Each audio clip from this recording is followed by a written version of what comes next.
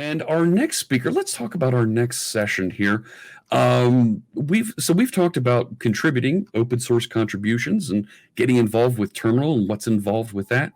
But let's talk about actually taking our apps and going to new devices. Something that can get kind of hairy, kind of interesting. How we get into ARM devices. We're going to talk about bringing your Windows Forms and WPF apps to ARM devices. And this is going to be Jeremy Sinclair coming along here. There he is. Hey, Jeremy. Hey, how are you doing? Oh, I'm doing great. Now, ARM and ARM64, that's right up your alley. You know a bit about these. Yeah, just a little bit. So I'll bring up your screen here, and you can take it away. All right. Can you see my screen properly? Yep, we've got it. All right. Okay. Hello, everybody. I am Jeremy Sinclair, and I'm going to talk about bringing your Windows Forms and WPF applications to ARM devices. A little bit of information about me. I am a Windows Insider MVP. I've been involved with ARM devices since I was introduced to the Windows Phone on XDA developers. That was actually my introduction into C# development. I have at least 7 Windows phones still. I have 2 Windows and ARM devices and a Windows RT device, which is my Nokia Lumia 2520. And how I really got into dealing with porting applications to ARM64 was I actually won my first Windows on ARM device at Microsoft Build 2018. And ever since I got my Asus Nova Go, I've been obsessed with all things ARM. And this topic is kind of special to me because there is a big thirst for me to have everyone target ARM64 rather than only having their application support x86 and x64. So what is Windows on ARM? So it's running full Windows 10, but just for targeting the native ARM64 devices. And the ARM64 devices, you may have one right in your pocket. The ARM64 SoC, which is the system on chip, it's powering your phones, your iPhones, your Samsung devices. This is that same architecture, and full Windows 10 is running on top of it. So Windows on ARM debuted in 2018, but it wasn't really their first entry into this full Windows on ARM story. So if anyone remembers, there was the Windows RT. That platform that was running Windows 8 and Windows 8.1. It was kind of a stripped down version of full Windows 8. You could only interact with it by deploying the WinRT apps, which were the predecessor to the universal Windows platform apps. What this did was kind of segment the Windows Form and WPF developers because you couldn't really develop for it because you could only deploy those Windows 8 RT applications. And the interesting thing about the WinRT is that it does have a .NET framework, but an ARM32 version of .NET framework. So the devices that are currently running on Windows on ARM, just a little subset of them. The Service Pro X, SQ1, SQ2, that's running the Qualcomm Snapdragon 8CX. The Asus NovaGo, that's running the Qualcomm Snapdragon 835. That was my first device that I ever ran with Windows on ARM. There's the HP Envy X2, Acer Spin 7, Galaxy Book S. But now there's something really interesting coming on. The Apple M1, Apple Silicon devices, they actually have Parallels has a preview for supporting Windows on ARM as a VM running on top of the Apple Silicon devices. So there's your hint for possible ways to run Windows on ARM on your devices. So with Windows on ARM comes x86 emulation. And this is how currently .NET Framework runs. Because .NET Framework on ARM does not support ARM64. But this means that any x86 application that is compiled can run on ARM. And the way this works is a WAL64 layer, which is Windows on Windows. This is how the 32-bit applications can run on x64 processors today. It's that same process, but there is an extra piece that compiles the block of x86 code with some ARM64 optimizations. And it's called the XTA-JIT. So it's a just-in-time compiler. And what happens after that is that cached code, that code that is compiled gets cached using a service called the XTA cache service. So the next time you run an x86 application, it runs a little faster than the first time. So the x86 emulation is supported on all Windows 10 on ARM builds. For the Windows Insider Dev Channel previews, there is x64 emulation. The x64 emulation is a little faster than the x86, but it's still not up to that complete native speed yet. So why would we even care about targeting ARM natively? You get the native performance benefits. When you think about the previous slide where I spoke about the x86 emulation, that's software emulation. You're getting a performance hit. So if you have x86 compiled applications that you want to run on these devices, they're going to get huge performance hits. An example of that is the Edge browser. Before the Surface Pro X was released to everyone to use, they only had an x86 version that we could use outside of the legacy Microsoft Edge browser.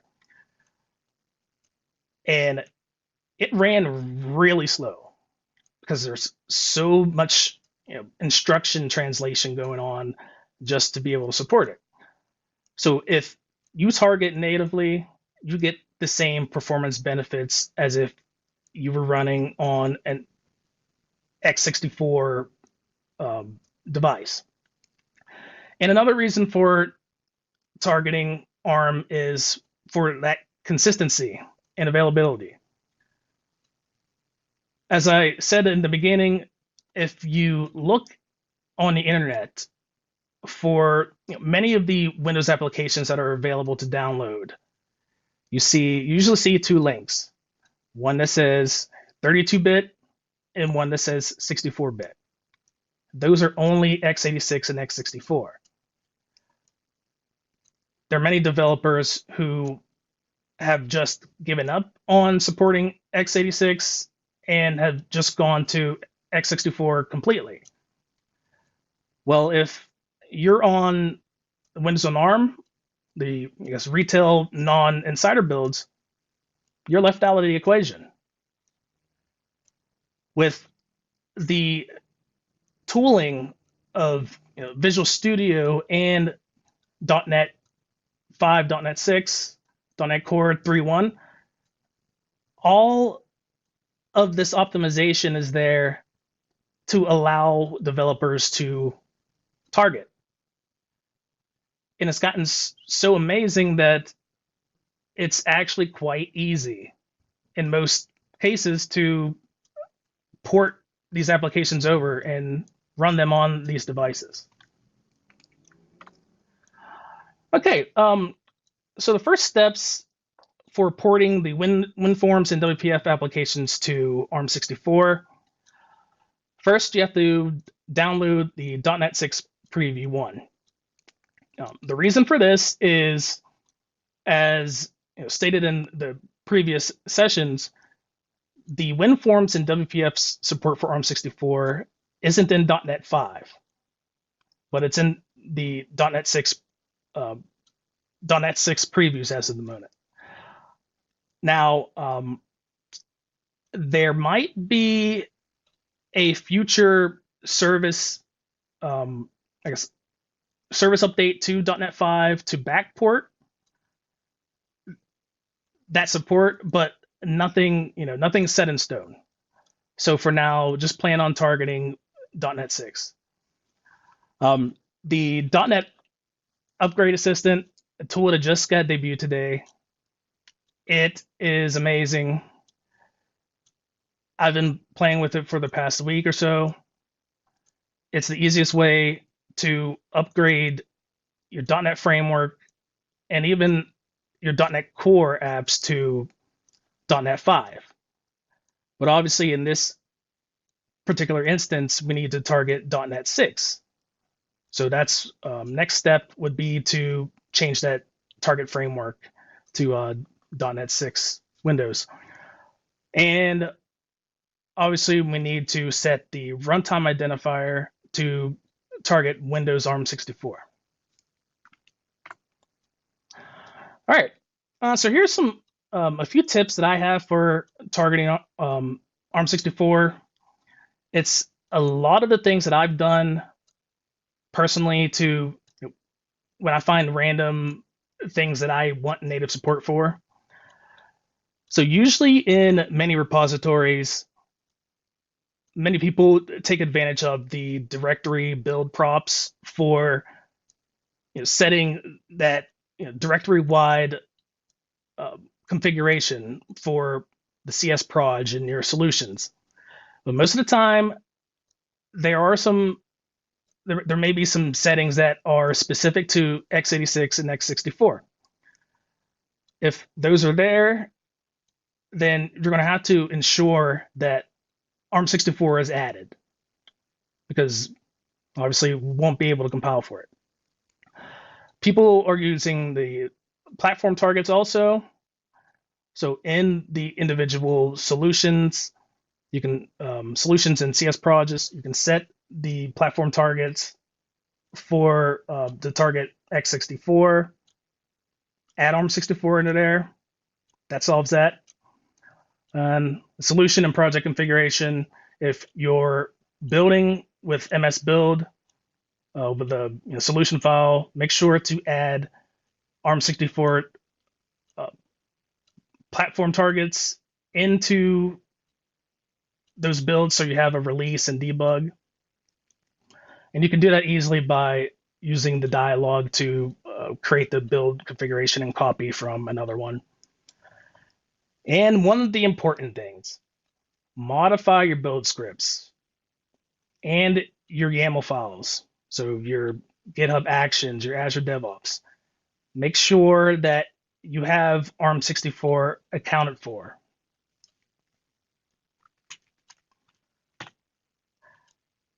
I know y'all have already had enough of me talking. Let's hop into some demos. Let's do this on the fly. Okay, so earlier today, I made a tweet that says, I don't really like my demos, so give me some applications from GitHub repos that I could easily port to ARM64. So I have two of them. The first one is Dev Comrade. And this is a really simple application. It's actually pretty cool. You can do some copy and pasting. It helps out for developers, especially in presentations. But easily just looking through this, it's already targeting .NET 5. So this should actually be pretty easy to deal with. So what we're going to do is we are going to open up this Dev Comrade.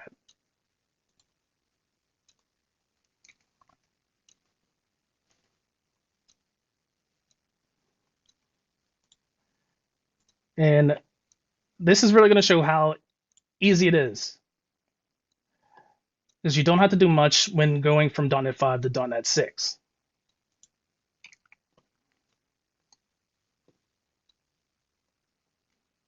So once this loads,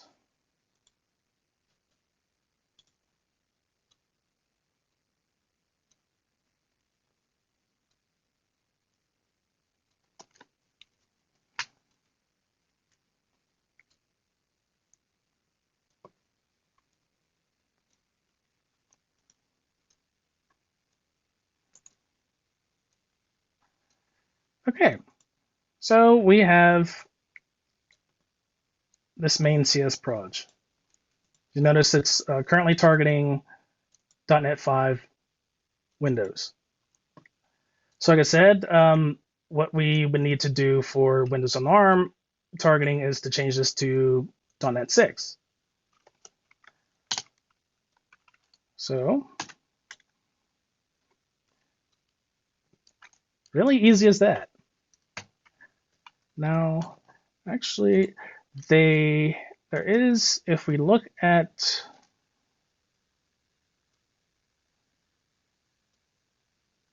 how to try this out. So here's the easiest way that they have to publish.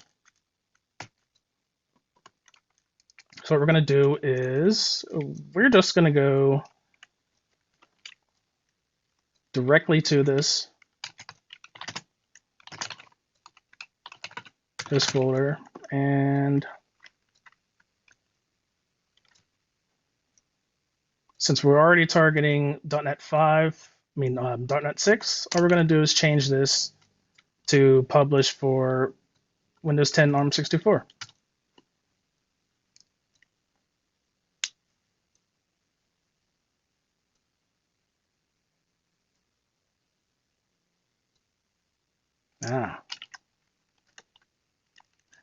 So that's something else. If you notice, I only updated the main project. I did not update the test project.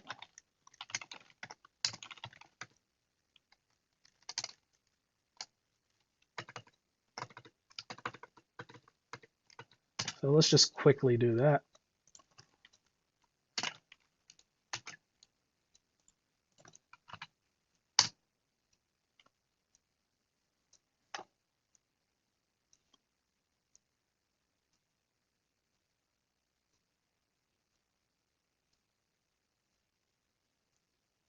Really, the most important thing is the main project that's running.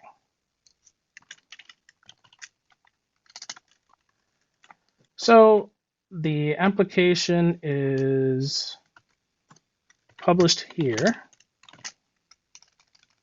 So see, we have our Win10 ARM64, and we have a publish directory. Okay, so I have a folder which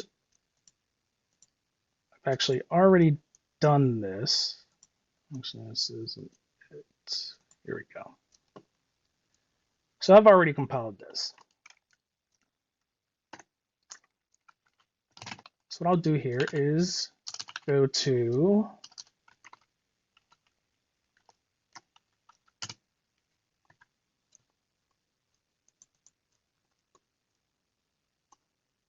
and see how fast that is. It's already loaded. And to ensure we're actually running an ARM64 version of this, look at the architecture. And that was extremely fast.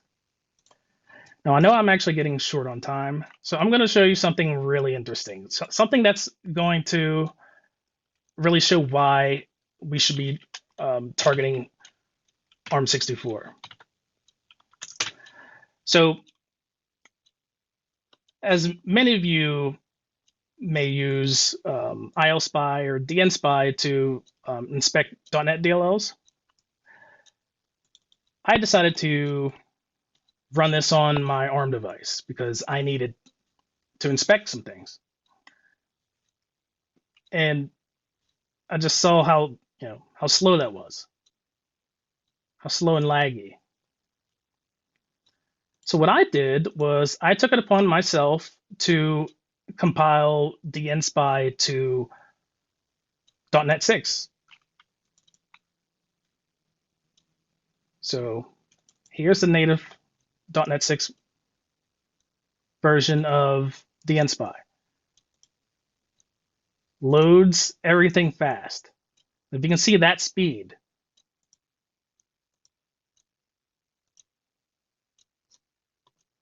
it's phenomenal. So those are the quick things I really wanted to show. And if you notice, there wasn't really anything to it. The same steps for upgrading .NET Framework to .NET 5 apply. Now, I will quickly go through some challenges. For testing, there are no Windows on ARM CI runners. So there's no Windows on ARM cloud devices where you can test these on. So you actually need someone or an actual physical device to test with, which that is a pain, but there's many devices that you can get. The development experience, I know many people are curious about running Visual Studio. You can run it, but it's slow because it's x86. The debugging's painful. There are no native debugging directly built in for Visual Studio.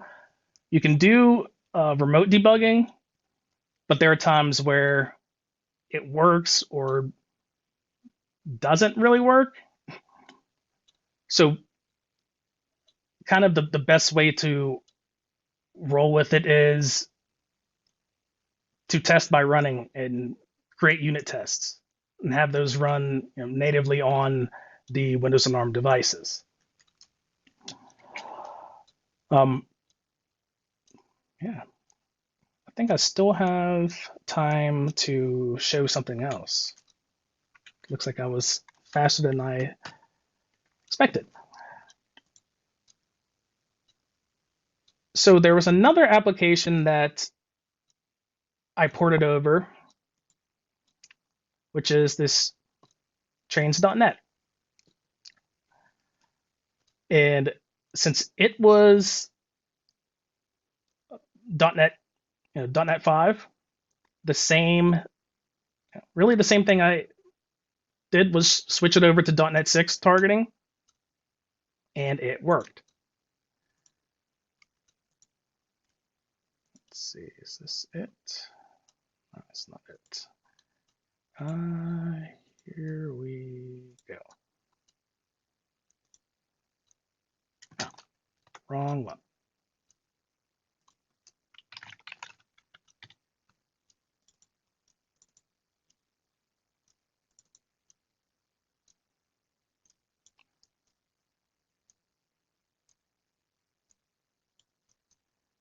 So this is a pretty cool game. You can run, show little trains running, and like we're running at 60 frames per second.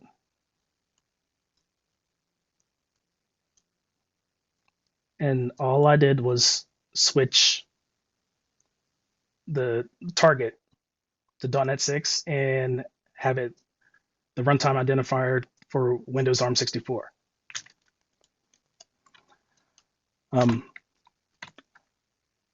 There is one other challenge I need to add in here.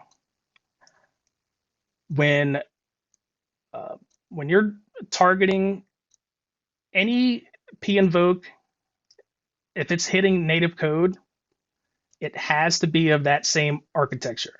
So if you're trying to load a native DLL, it needs to be an ARM64 compiled native DLL.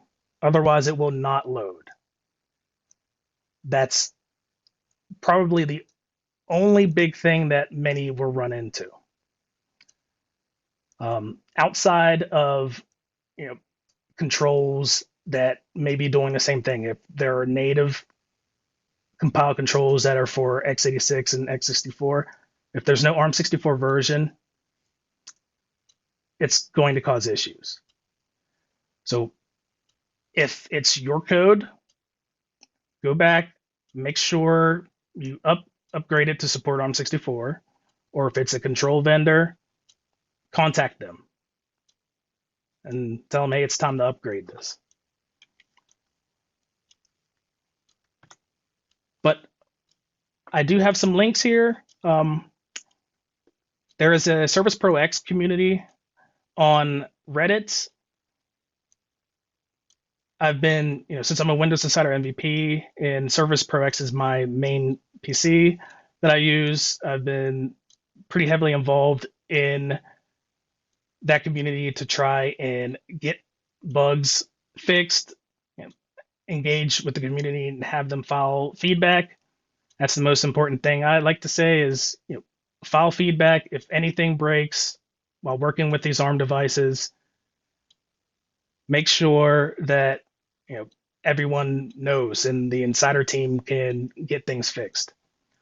My GitHub is under Snickler and my Twitter is Sinclairinator. And you can contact me there.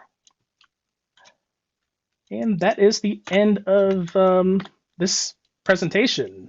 I look forward to answering the questions I assume I'm going to receive right now. Hey, Jeremy.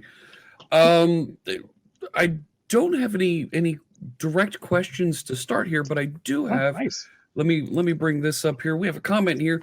Hey, this is from Andrew saying, "You're doing it. Thanks for putting my little app into the spotlight. An amazing talk." Yeah, it was great to see how you were able to take a couple apps that were pre-built and just a couple lines of code change and you got them recompiled. Yeah, I mean, that's how I figured a lot of the stuff out.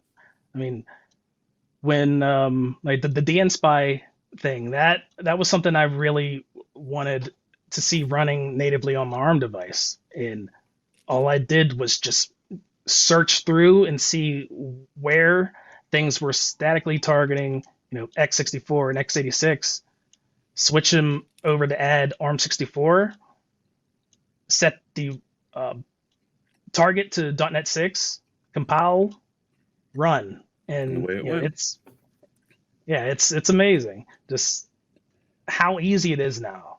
With I have to give a big shout out to the .NET team for the sheer amount of work put into making this possible. The promise of the instant upgrade, being able to just get it working on another platform is great, and you really showed us how that's realized with .NET 6 and ARM64. Thank you so much for joining us today and for the presentation. Thank you.